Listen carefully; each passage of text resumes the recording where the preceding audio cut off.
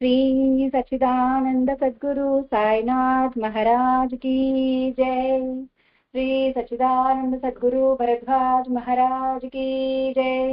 गुरुदेव दत्ता। சத்குரு ஷிரடி சாய்நாதரின் அனுகிரகம், ஆச்சாரியா ஸ்ரீ எக்கிராலா பரத்வாஜா மாஸ்டர் அவர்களின் அரவணைப்பில் நடந்து கொண்டிருக்கும் இந்த சத்சங்க மகா யக்ஞத்தில் ஸ்ரீ தாஜுத்தீன் பாபா திவ்ய சரித்திரம், அதுக்கான விளக்கங்கள், பாபாவின் சூக்திகள் என்ன, அதுக்கான விளக்கங்கள் என்னன்றது மாஸ்டர் மிகவும் நுட்பமாக நமக்கு தெரிவித்திருக்கிறார். மகான்களின் சன்னதி மன அமைதியை உடனடியாகவே நமக்கு கொடுக்கும். மகான்களின் தரிசனம் எண்ணற்ற பாவங்களை எரிச்சிடும். மகான்களின் ஸ்பர்ஷனம் ஞானத்தை தரும்.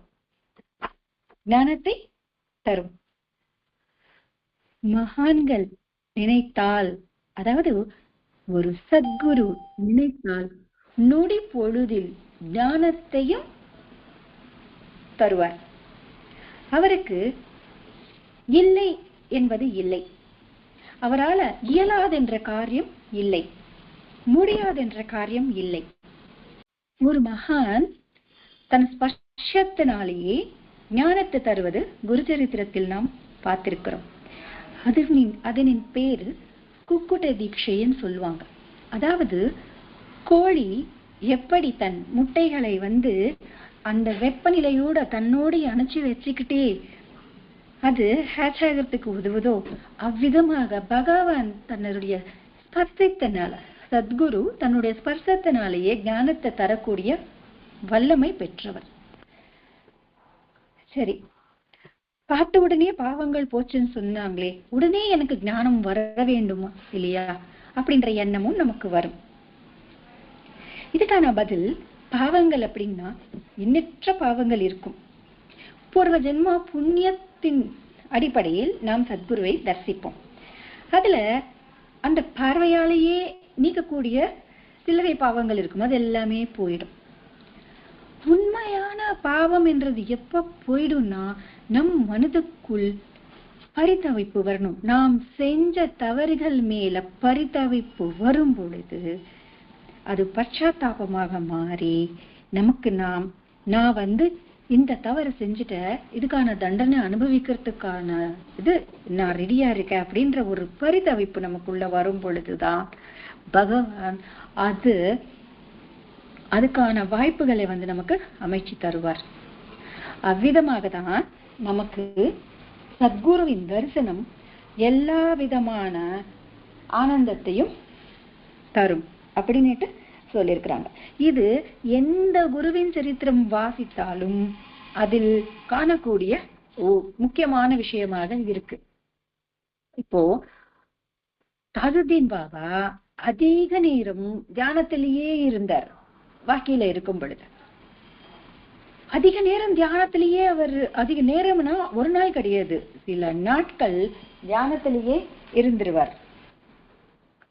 ஆனாலும் அவரை தரிசனம் பண்றதுக்கு ஆயிரக்கணக்கான மக்கள் அங்க இருப்பாங்க அப்படின்னுட்டு நாம் படிச்சோம். தியானத்திலே இருப்பாரே, நம்மதான் கண்ணு திறந்து பார்க்க மாட்டாரே. இவங்க வந்தாங்களா அவங்க வந்தாங்கன்னு பார்க்க மாட்டாரே. நம்மளுடைய வேண்டுகோளையோ, நம்மளுடைய கோரிக்கைகளையோ, நம்மளுடைய பயத்தையோ அவர்கிட்ட சொல்றதுக்கு வாய்ப்பு இல்லையே. ஏன் வர்றாங்க? அவர் கண் முழிச்சதுக்கு அப்புறம் வரலாம்னு நினைக்கலாமே.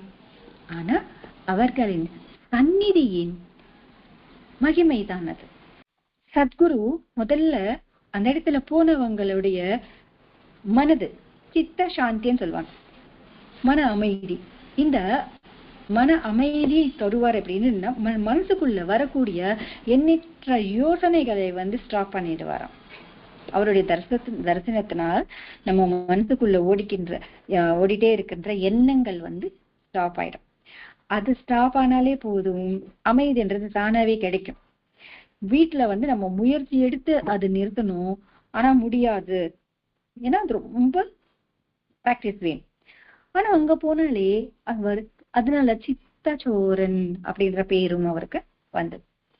சோ தாஜுத்தீன் பாபா தியானத்துல இருந்தாலும் நிறைய மக்கள் தர்சனத்துக்கு வந்து கொண்டே இருப்பாங்க. அவங்க அங்க வந்து அவரை பார்த்துட்டு அவங்க போயிடுவாங்க. அவரை உட்கார வச்சு கஷ்டத்தை சொல்லி இல்ல அவங்களுக்கு கோரிக்கைகளை சொல்லி அந்த மாதிரி எதுவுமே நடக்கல. ஆனா வந்த நோக்கம் நிறைவேறிதான் எல்லாரும் போவாங்க. சரி, ஒரு மகானின் அனுகிரகம் நாம் பெறணும்னா என்ன பண்ணணும்? ஏன்னா வந்தவங்கல்ல ஒருத்தவங்களுக்கு அப்பத்துக்கே நன்மை நடக்குது, இன்னொருத்தருக்கு கொஞ்சம் நேரம் டைம் எடுக்குது, சில பேருக்கு சில நாட்கள் டைம் எடுக்குது. இந்த மாதிரி இருக்கும் பொழுது நமக்கு ஒரு சந்தேகம் வரும், ஏன் அந்த டைம் டியூரேஷன்ல கேப் ஏன் வருதுன்னு. இதுக்கு வெங்கடேஷ் சுவாமி சொல்லியிருக்கிறாரு, அவங்க இருப்பது பொறுத்துதான் நாம் இருப்பது அப்படின்னு சொல்லிட்டு. சோ அந்த நிறைவேறுவதும் நிறைவேறாம போறதும் நம்ம கையில தான் இருக்குன்னு சொல்லியிருக்காங்க. சரி, அப்போ நமக்கும் எல்லாமே நினைச்ச உடனே நடக்கணும் என்ற கோரிக்கை இருக்கும் இல்லையா? அதுக்கு நாம என்ன பண்ணணும் அப்படின்னு மகான்களுடைய சூக்திகளை, அதாவது அவங்க சொன்ன விஷயங்களை, அந்த ரூல்ஸை நாம் வந்து கடைபிடிக்க வேண்டும். அவ்விதமாக தாஜுத்தீன் பாபா சொன்ன சில விஷயங்களை வந்து இன்னைக்கு நாம் விவரமாக மாஸ்டர் என்ன சொல்லியிருக்கிறாருன்றதை பார்ப்போம். பாபா என்ன சொன்னாரு அப்படின்னா, நீ குரானை எரிச்சிடு, சாராயத்தை குடி, மசீதுக்குள்ளேயே நீ குடும்பம் நடத்து, ஆனால் ஒரு மனிதனின் மனதை கஷ்டப்படுத்தாதேன்னு சொல்லியிருக்கிறார். அப்பனா நான் போயிட்டு கோயில்ல இந்த மாதிரி பண்ணணுமா, கோயில்ல போய் குடிக்கணுமா, சத்கிரந்தங்களை எரிக்கணுமா அப்படின்னு கிடையாது. என்ன அர்த்தம்னா அதுவும் பாவம் கிடையாதான். ஒரு மனிதனின் மனதை கஷ்டப்படுத்தினால் அதை விட பெரிய பாவம் அப்படின்றது அர்த்தம். அதை செய்ய சொல்லி இல்ல, அதை செஞ்சா எந்த அளவுக்கு நீ தப்புன்னு நினைக்கிறியோ அதை விட அதிகமான தப்பு மத்தவங்களை கஷ்டப்படுத்துவது. மத்தவங்கள கஷ்டப்படுத்த கூடாது அப்படின்னா இது யார் சொல்லியிருக்காங்க? எல்லாருமே சொல்லியிருக்காங்க. அக்கல்கோட்டை சுவாமி சரித்திரம். அந்த சரித்திரத்துல பார்க்கும் பொழுது நமக்கு தெரியும், ஒரு வழிபோக்கர் வராரு, அந்த ஊருக்குள்ள வராரு, சுவாமி இருக்கிற ஊருக்குள்ள. அங்க ஒரு பெரிய பூந்தோட்டை இருக்கு. அந்த தோட்டைக்கு ஒரு காவல்காரர் இருக்கார். அந்த வழிபோக்கருக்கு வந்து தாகமா இருக்கும். தண்ணி வேண்டி தோட்டத்துக்குள்ள பார்த்தா கிணறு இருக்கும். அந்த கிணற்றை நெருங்குவர், ஏன்னா தண்ணி அருந்தலாம் அப்படின்னுட்டு. அந்த காவல்காரரு இப்போ இங்கிருந்து தண்ணி கிடையாது எதுவும் கிடையாதுன்னு சொல்லுவார். அந்த ஒரு வார்த்தை இப்போன்னு சொன்னார் பாத்தீங்களா, அந்த ஒரு வார்த்தை அந்த வழிபோக்கருக்கு ரொம்ப கஷ்டத்தை கொடுத்துருச்சு. அவர் சுவாமி தரிசனத்துக்காக கிளம்பி போறாரு. எங்கிருந்தோ வராரு, அக்கல்கோட்டை சுவாமி தரிசனம் பண்ணணும்னு சொல்லிட்டு. இவர் இந்த வார்த்தை சொன்ன உடனே அவருக்கு மனசு, நான் என்ன தப்பு பண்ணேன், தண்ணி குடிக்கதானே வந்தேன், அதுவும் தப்பா? அந்த யோசிச்சு பாருங்க, அந்த காலத்துல எல்லாம் இந்த மாதிரி கடைகள் மினரல் வாட்டரோ அது மாதிரி கிடைக்காது. சோ யாராச்சும் அந்த வீட்டுல யாராச்சும் தண்ணி கேட்டு குடிக்கணும், இல்ல குளத்துலயோ கிணற்றுலயோ மோண்டுதான் குடிக்கணும். அந்த வேலை தானே அவரும் செஞ்சாரு. அந்த நீர்ன்றது எல்லாருக்கும் பொதுவானது தானே, அந்த நீர் குடிக்க போறது தப்பா அப்படின்னு அவர் மனசு ரொம்ப வருத்தப்படும். சுவாமி கிட்ட போவார், சுவாமி நான் என்ன தப்பு செஞ்சேன், தண்ணி குடிக்கதானே போனேன், அதுக்கு அவர் இந்த மாதிரி பேசிட்டாரே அப்படின்னு எனக்கு வருத்தமா இருக்கு அப்படின்னு சொல்லுவாரு. சுவாமி என்னப்பா அப்படி இருக்கேன்னு கேட்டதுக்கு சரி சரி சுவாமி 4 வார்த்தை ஆறுதல சொல்லிடுவாரு, அவர் கிளம்பி போயிடுவார். ஆனா அந்த தோட்டத்தின் காவல்காரர் இருக்காருல்ல, அவர் காலில் அது பூச்சிக்கடியோ புண்ணோ ஏதோ ஒண்ணு வந்துடும். எவ்வளோ வைத்தியங்கள் பார்த்தாலும் எந்த பலனும் இல்லாம போயிடும். கடைசியில இந்த காலே எடுத்துடணும், இல்லைன்னா வேற வழி இல்லை அப்படின்னு சொல்லிடுவாங்க டாக்டர். சரி நம்ம கால் எடுத்துட போறாங்க, நம்ம ஊருக்குள்ளேயே சுவாமி இருக்காரு, கடைசியா ஒரு நாள் போய் சுவாமி தரிசனம் பண்ணிட்டு வரலாம் அப்படின்னு சொல்லிட்டு இவர் சுவாமி தரிசனத்துக்காக அங்க போறார். போகும்போது அப்போ சுவாமி சொல்றார், ராகவன் வந்த ஒருத்தனை அவ்வளோ கஷ்டப்படுத்த அனுப்புனியே, அதுக்கான பலனை தான் நீ அனுபவிச்சுட்டு இருக்க அப்படின்னு சொன்ன உடனே அவரு அந்த தப்பு தெரிஞ்சதுக்கு பிறகு சுவாமி கிட்ட மன்னிப்பு கேட்பார். அப்ப சொல்வார், அரிசி கழுவின தண்ணி குடிச்சிட்டு உட்கார் ஒரு மாசம் அப்படின்னு சொல்லுவார். அவர் அப்படியே செஞ்சதுனால அந்த காலும் எடுக்க தேவையில்லாம போயிடும். ஆனா எத்தனை மாசம் அவர் அந்த வழியில தவிச்சாரு. எதுக்காகனா அந்த மனசு எவ்வளவு கஷ்டப்பட்டதோ அதுக்கான பலன் தான் இது. இப்போ நினைச்சேதான், ஐயா ஏன் கேட்காம தண்ணி எடுக்கிறீங்க, கேட்டா நானே கொடுக்க போறேனே அப்படின்னு சொல்லி கொடுக்கலாம். இல்ல இந்த எஜமான் கொடுக்க வேணாம் சொன்னாரு அப்படின்னு அமைதியா சொல்லி அனுப்பிச்சிடலாம். அந்த வார்த்தைகள் அதுக்குதான் பாபா சொன்னாரு, நமக்கு பேச தெரியாதுல்ல, அதுக்குதான் சொல்லிருப்பார் போல, 10 வார்த்தைகளுக்கு ஒரு வார்த்தை பேசுமா போதும் அப்படின்னு சொல்லிட்டு அவர் சொல்லிருக்காருல்ல. சொல்லணும்னு நினைக்கிற விஷயம் ஏதோ விதமா சொல்லிட்டு அதுக்கான பின் விளைவுகள் அதிகமா வரும் பொழுது நான் என்ன தப்பு செஞ்சேன், எடுத்த உடனே நமக்கு வந்த கேள்வி இதுதான், நான் என்ன தப்பு செஞ்சேன், எனக்கே ஏன் இந்த கஷ்டங்கள் வருது, என்ன மட்டும்தான் பாபா சோதிக்கிறாரு அப்படின்னா பக்கத்துல இருக்கிறவங்களுக்கு யாருக்குமே கஷ்டம் இல்லையா? நம்ம பக்கத்துல இருக்கிற கஷ்டத்தை கேட்கறதுக்கு கூட நம்ம ரெடியா இல்லைன்றதுதான் அர்த்தம். எல்லாருக்கும் அவங்கவுங்க கஷ்டம் இருக்கத்தானே செய்யுது, எல்லாருக்கும் சந்தோஷம் இருக்கு, எல்லாருக்கும் கஷ்டம் இருக்கு. ஏன்னா உடனே நம்ம சொல்றது எனக்கு மட்டும் கஷ்டங்கள் வருது, என்னை மட்டும் சோதிக்கிறாரு, இதுதான் சொல்றோம். சரி, அதனால இப்போ தாஜுதீன் பாபா சொன்ன அந்த முதல் வார்த்தை மற்றவங்களுடைய மனசை நீ கஷ்டப்படுத்தாத, அதுக்கான விளைவு அக்கலக்கோட் சுவாமி சரித்திரத்துல நாம் பார்த்தோம். சொல்றாரு, பகவானை தரிசிப்பதற்கு உண்மையான வழி மக்கள் சேவைதான், எதிர்பார்ப்பு இல்லாத சேவை அப்படின்னு சொன்னாங்க. இப்போ இந்த காலத்துல சொன்ன மக்கள் சேவையே மகேசன் சேவை அப்படின்னுட்டு அப்ப என்ன நினைச்சாங்க, வெறும் மனுஷங்களுக்கு மட்டும்தான் சேவை பண்ணணும், அப்படி கிடையாது. பாபா சொன்னாரு பாருங்க, சர்வ ஜீவிகளின் சேவை சத்குரு சேவை. அதாவது செடி மரம் கொடி உயிரினங்கள் எல்லாருக்குமே. ஏன்னா இந்த இயற்கைக்கு எல்லாரும் சமம் தானே. அந்த இயற்கையில வந்ததுதான் தண்ணி தாகமாகட்டும் பசியாகட்டும், இது எல்லா உயிரினங்களுக்கும் சமம். அப்படி இருக்கும் போது எல்லாருக்கும் செய்யற அந்த சேவையால மட்டும்தான் பகவானை தரிசிக்க முடியும் அப்படின்னுட்டு தாஜுதீன் பாபா சொல்றாரு. அதாவது எதிர்பார்ப்பு இல்லாத சேவை. ஆனா நம்ம எல்லாருக்கும் கிட்டையும் இருக்கிற ஃபர்ஸ்ட் இது என்னன்னா, ஏதாவது செய்யும் போது அடுத்தது எனக்கு இவங்க எவ்வளவு ஹெல்ப் பண்ணுவாங்க அப்படின்ற ஒரு எண்ணம் தானாகவே வந்துடுது. சரி நான் இப்ப ஹெல்ப் பண்றேன், அப்ப எனக்கு முடியாதுங்கிறது அவங்க ஹெல்ப் பண்ணுவாங்கல்ல அப்படின்ற எண்ணம் அது கூட வேண்டாம். இப்போ நமக்கு எப்படி மற்றவங்களுக்கு உதவி பண்ணணும்னு தோணிடுச்சோ மற்றவங்களுக்கு அதே மாதிரி யாரோ ஒருத்தங்க இவங்க தான் பண்ணணும்னு இல்லையே. ஆக்சுவலா அப்படி யோசிச்சு பார்த்தோம்னா நம்ம யாருக்கு உதவி செஞ்சிருக்கோமோ அவங்கதான் நம்ம ஆபத்துல இருக்கும்போது கை கொடுக்கறது இல்லை, வேற ஒருத்தவங்க தான் வர்றாங்க. ஸோ எதிர்பார்ப்பே வேண்டாம். அவங்களுக்கு கிடைச்ச ஒரு வாய்ப்பு நமக்கும் கிடைக்கும் தான். செய்யறோமா, ஒரு தண்ணி அங்க ஒரு உயரத்துக்கு வைக்கிறோமா, எனக்கு தாகமா இருக்கு, அதே மாதிரி அதுக்கும் நான் வச்சுட்டு போறேன், என்னால முடியும் வச்ச. அப்படி அதாவது உதவி என்ன உடனே எல்லாருக்கும் பணம் பொருள் இதுதான் ஞாபகம் வரும். நேரத்தை ஒதுக்குறது கூட உதவிதான். அது எப்படின்னா நல்முறையில, சும்மா வெட்டி பேசுறதுக்கு இல்ல, நல்முறையில இப்ப ஏதாவது ஒரு கஷ்டம்னு வர்றாங்க அவங்களுக்கு ஆறுதலா 2 வார்த்தை சொல்றதும் உதவிதான். அதுதான் கடவுளை அடைவதற்கான உண்மையான வழி அப்படின்னு சொல்லியிருக்காங்க. அப்புறமா கடவுளை பார்க்கணும் அப்படின்னா மனசுல என்ன இருக்கணுமா, தவிப்பு இருக்கணுமா. நம்ம நிறைய வாட்டி சத்சங்கத்துல கேள்விப்பட்டிருக்கிறோம், தவம் என்றால் தவிப்பு கொண்டு இருப்பதுதான் தவம். அவரை காணணும் என்ற தவிப்பு இருக்கணுமா.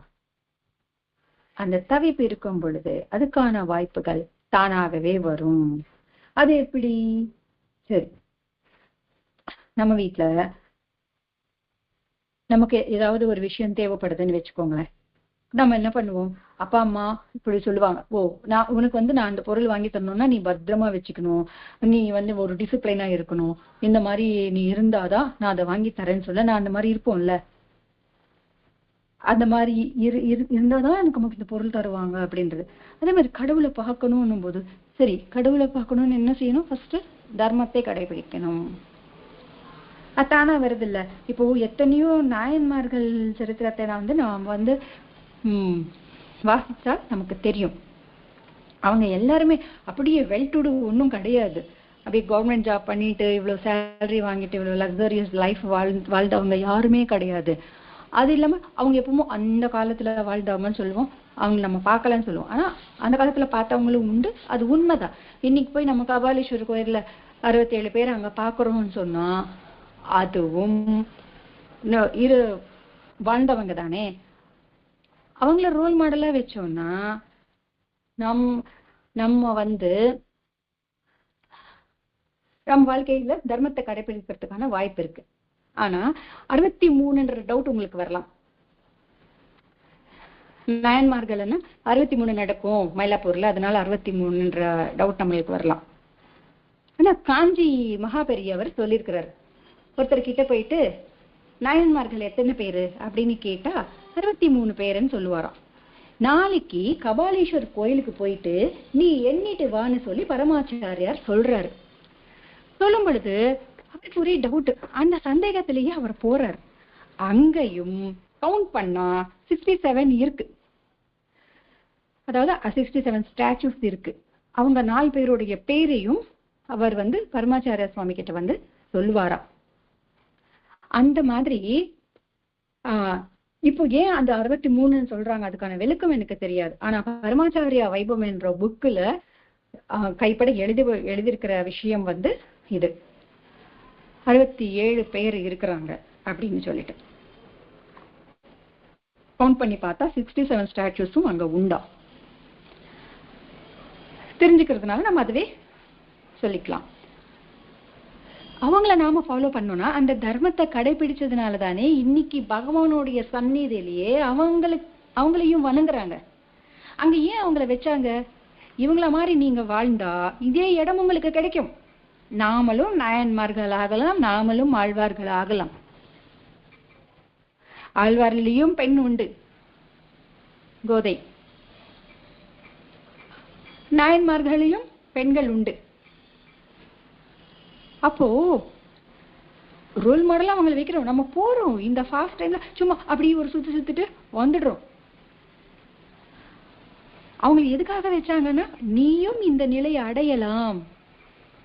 எப்படி, அவங்கதான் ரூட் மேப், அதை ஃபாலோ பண்ணா போதும், டெஸ்டினேஷன் அடைஞ்சிடலாம் அப்படின்றதுக்கு.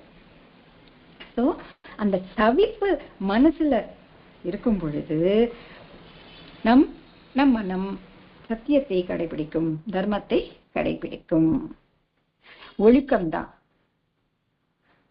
இதுக்கு ஒரு திருக்குறள் கூட உண்டு ஒழுக்கத்துக்காக. ஒழுக்கம் விருப்பம் தரலாம், ஒழுக்கம் உயிரினும் ஓம்பப்படும் அப்படின்னு சொல்லிட்டு. உயிரினும் பெரிதானதாம் ஒழுக்கம். அந்த ஒழுக்கத்தை உயிருக்கும் மேலான அந்த ஒழுக்கத்தை நாம் நம்ம தலைமுறைகளுக்கு சொல்லிக் கொடுக்கணும். அந்த சரித்திரத்துல எல்லாம் பார்த்தா உண்டு, அந்த காலத்துல இருக்குங்க, இந்த காலத்துல அப்படி கிடையாது. அந்த காலத்திலயும் உயிர் வாழ்ந்தாங்க, இந்த காலத்துலயும் நம்ம உயிர் வாழ்றோம். முயற்சி பண்றாமே, பண்ணிட்டா நமக்கு இப்ப எல்லாரும் திருந்துட்டாங்களா, அப்படி கிடையாது. நாம் திருந்தினா 100 பேர்ன்றது நம்ம ஒருத்தவங்க திருந்தினா 99 ஆயிடுச்சு, டபுள் டிஜிட்டா மாறிடுமே. சரி, நான் ஒழுக்கமா இருந்தா மத்தவங்க ஒழுக்கமா இருப்பாங்களா, அப்படி கிடையாது. நம்ம கிளாஸ் ரூம்ல படிக்கிறோம், எல்லாரும் 100 எடுத்தாதான் நான் 100 எடுப்பேன் அப்படின்றது கிடையாது தானே. அப்போ நான் சென்டம் அடிச்சுதான் ஆகணும் அப்படின்னு முயற்சி பண்ணும் பொழுது நான் தர்மமா இருந்துதான் வாழ்வேன். முயற்சி பண்ணா தெரியும் மத்தவங்களுக்கு வரக்கூடிய தடங்கள் கஷ்டங்கள் அது எல்லாமே இல்லாம நம்ம வாழலாம். அந்த பகவான் மேல் தவிப்பு கொண்டிருக்கும் பொழுது இது எல்லாமே சாத்தியம் அப்படின்னு சொல்றாங்க. அதுக்கப்புறமா என்ன சொல்றாங்க, கோபத்தை ஜெயிப்பதும் கோரிக்கைகளையும் ஜெயிப்பதும் மனிதனுக்கு மட்டும்தான் சாத்தியம் அப்படின்னு தாஜுதீன் பாபா சொல்றாரு. ஏன்னா இந்த கோபம் என்றது எதுக்காக வரும் அப்படின்னா, நம்ம யோசனை என்று ஒண்ணு ஆரம்பிச்சாலே அது நான் என்றதுலதான் ஆரம்பிக்கும். ரமண மகர்ஷி சொல்லியிருக்கிறார். கோபம் எப்படி வருது, எப்ப வரும்னா, நான் சொன்ன பேச்சு கேட்கல, நான் சொன்னதை செய்யல, எனக்கு ஃபேவரா பண்ணல அப்படின்னும் போது கோபம் வருது. அந்த கோபத்தை நீக்கிடு. கோரிக்கை அப்படின்னா எதுவுமே இருக்கக்கூடாதுன்னு, தேவைக்கான கோரிக்கை இல்லை, தேவை அல்லாத எந்த ஒரு கோரிக்கை வந்தாலும், தேவையல்லாத கோரிக்கைகள் எத்தனை வந்தாலும் அது நமக்கு அது நிறைவேறிடலாங்க. ஆனா அந்த கோரிக்கையால வாழ்க்கை ஃபுல்லா ஒரு கஷ்டம், சின்ன கஷ்டமாச்சு இருந்துட்டே இருக்கும். ஒரு சின்ன கஷ்டமாச்சு இருந்துட்டே இருக்கும் நமக்கு அந்த கோரிக்கையால. அதனால இந்த ரெண்டுத்தையும் ஜெயிப்பது மனிதனுக்கு எளிதான விஷயம், மனிதனால மட்டும்தான் முடிஞ்ச விஷயம் அப்படின்னு சொல்லிட்டு தாஜுதீன் பாபா சொன்னார். இதுதான் புத்தர் சொல்லியிருக்கிறார். பொருள் சேர்ப்பதும் பொருளின் மேல் ஆசை வளர்ப்பதும் துக்கத்துக்கு காரணம் அப்படின்னு சொல்லியிருக்கிறாங்க. இதுக்கு ஒரு சின்ன எக்ஸாம்பிள்.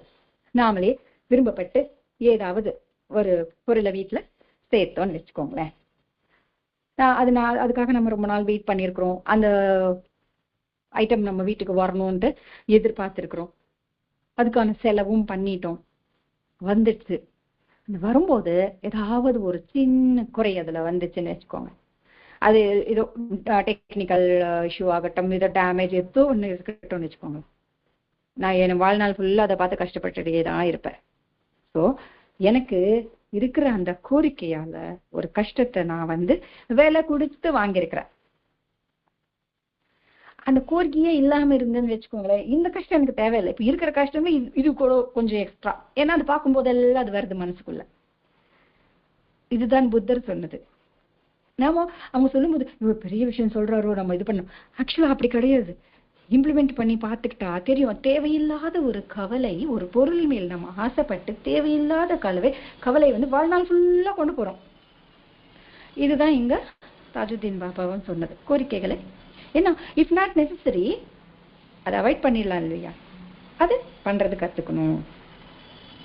அது 5th ஒன் என்னன்னா, ஒரு மனிதனின் துக்கத்தை நீக்க முடிஞ்சால், ஒரு மனிதனின் துக்கத்தை நீக்க முடிஞ்சா 1000 தடவை மெக்காவுக்கு போயிட்டு வர்ற மாதிரி, மெக்கா யாத்திரை செஞ்சதுக்கு கணக்கா, 1000 தடவை நமாஜ் பண்ணதுக்கு கணக்கா. எப்போ ஒரு மனிதனின் துக்கத்தை நீக்க முயற்சி பண்ணி நீக்கும் பொழுது நமக்கு ஒரு டவுட் வரலாம், எங்க துக்கம் எத்தனையோ விஷயங்களுக்கு வரும். ஒருத்தரோட இழப்புனால வரும், இல்ல அவங்க லாஸ் ஆயிட்டாங்க அதனால வரும், அவங்களுக்கு அடிபட்டுச்சுன்னா துக்கம் வரும், இந்த மாதிரி நிறைய விஷயங்கள். ஆனா அந்த துக்கத்துல அந்த தவிச்சு கொண்டே இருக்கும் பொழுது நம்மளால முடிஞ்ச ஒரு நல்ல செய்தி அவங்களுக்கு கொடுத்தா அதுவே போதும். நாம என்ன பண்ணுவோம், இவ்வளோ பெரிய விஷயம் நமக்கு வேண்டாம். வீட்டுல பெரியவங்க இருக்கிறாங்க, பசியால தவிக்கிறாங்க, மத்தியான ஆரத்தி பாடிட்டு தான் நான் சாப்பாடு போடுவேன், வெயிட் பண்ணுங்கன்னு சொன்னா அது தாங்க தப்பு. அந்த பசியும் கஷ்டம் தானே, அவங்களுக்கு வச்சுட்டு சாப்பிட்டு அமைதியா இருக்கும் அந்த உயிர், அதுக்கப்புறமா போய் பாடிக்கும். நம்ம துக்கம் உடனே பெருசா யோசிச்சுடுறோம், அதெல்லாம் நம்மளால முடியாது அப்படின்னு சைலண்ட் ஆயிடுறோம். சின்னது யோசிச்சா போதும், அது நம்மளால முடியாதுன்னு விட்டுறோம்ல. முடியாதது விட்டுருங்க, வேண்டாம். அவங்க ஞானத்தை கொடுத்துட்டு சாஸ்வதமா துக்க நிவர்த்தி பண்ணணும் இல்ல, அது நம்மளால முடியாது. சரி, முடிஞ்ச வேலை என்ன இருக்கு அதை எடுத்து செய்வதுதான். ஒருத்தரின் துக்கத்தை பாருங்க, 1000 தடவை மெக்கா யாத்திரைன்னு சொன்னார் பாபா,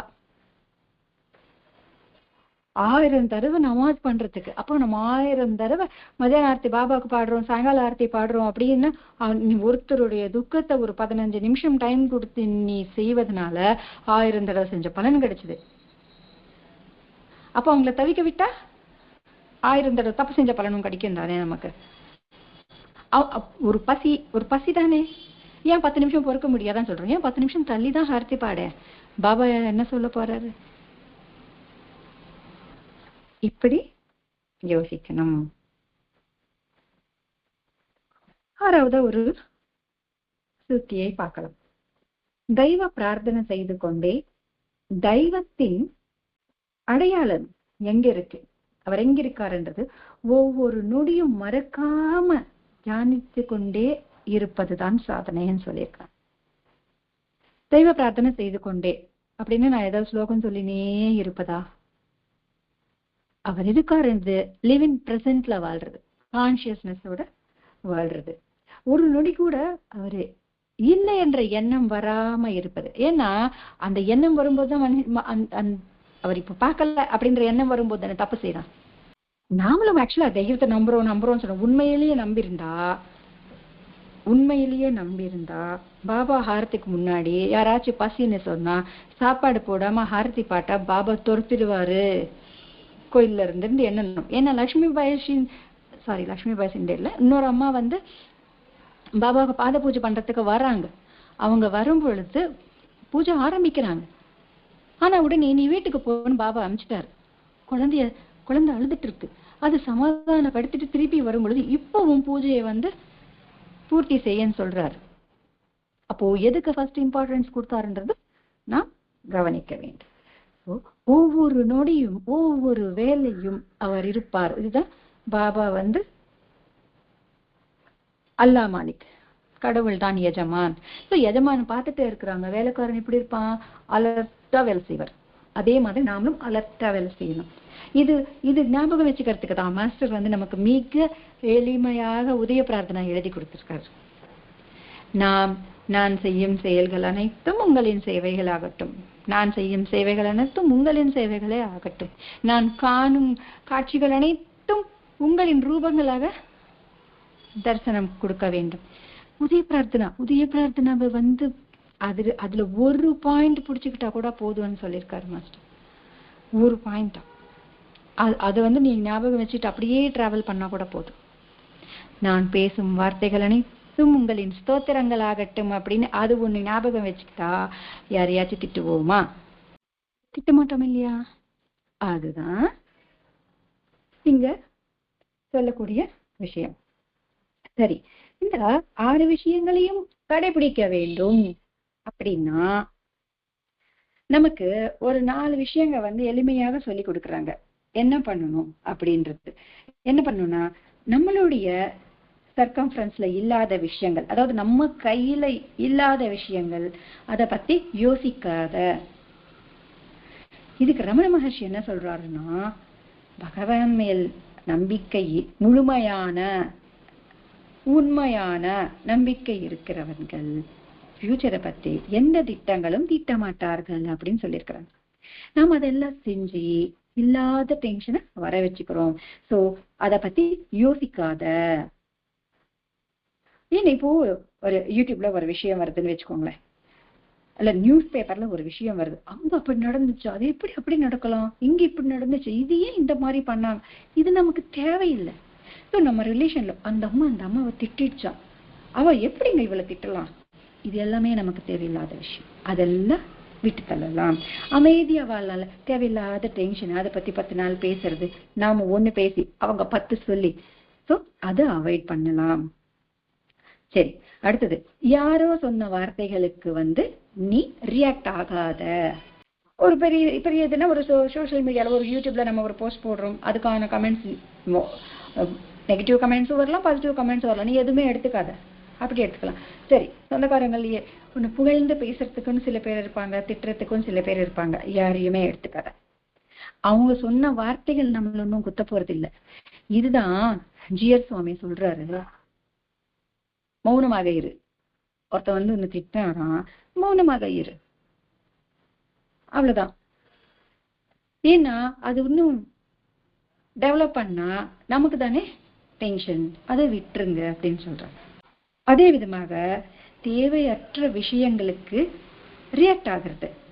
இப்போ எங்கேயோ ஏதோ பார்க்குறோம், அதுக்கு ரியாக்ட் ஆகிறது, அதுவும் வேண்டாம். ஏன்னா நம்ம சம்மந்தப்பட்ட விஷயம் கிடையாது, அதுக்கு ரியாக்ட் ஆக வேண்டாம் அப்படின்னு சொல்றாங்க. இன்னொன்னு, மற்றவர்களின் பொழுதுபோக்குக்காக உன்னுடைய நேரத்தை எவ்வளவு நீ செலவு பண்றன்னு பார்த்துக்கோ. மற்றவர்களின் பொழுதுபோக்குக்காகன்னு சொல்லியிருக்கிறாங்க. இங்க வீட்டுல இருக்கிறவங்களுக்கு இல்ல, மற்றவர்களின் பொழுதுபோக்கு, மற்றவங்களின் சந்தோஷத்துக்காகவோ மற்றவங்களின் துக்கத்துக்காகவோன்னு சொல்லல, மற்றவங்களின் பொழுதுபோக்குக்காக, அதாவது டைம் வேஸ்ட் பண்றதுக்காக உன்னுடைய நேரத்தை எவ்வளவு செலவு பண்றாயோ பார்த்துட்டு அதை கட் பண்ணு.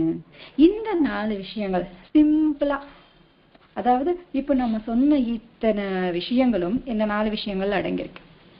இது பண்ணா போதும். சரி, இதுக்கு நாம என்ன பண்ணணும்? கடவுளுக்கு கிட்டேயே இருக்கணும். கடவுளுக்கு கிட்டேயே இருக்கணும்னு சொன்னா பாபா படத்தை வச்சுக்கிட்டு பாபா பக்கத்திலேயே உட்கார்ந்து இருப்பதா? அவங்களையே பார்த்து கொண்டு இருப்பது, இல்லை ஒரு கோயில்ல போய் அங்கேயே உட்கார்ந்துட்டே இருப்பதா? அப்படின்னா கிடையாது. மானசீகமாக கடவுளுக்கு கிட்டையே இரு. இதுதான் பாபா என்ன சொன்னாரு? 5 அடி தேகம்தான் நானு, ஷிரடியில இருக்கிற இந்த தேகம்தான் நானுன்னு நினைச்சவன் என்னை பத்தி அறியாதவன் அப்படின்னு பாபாவும் சொன்னார். மாஸ்டர் என்ன சொன்னாரு?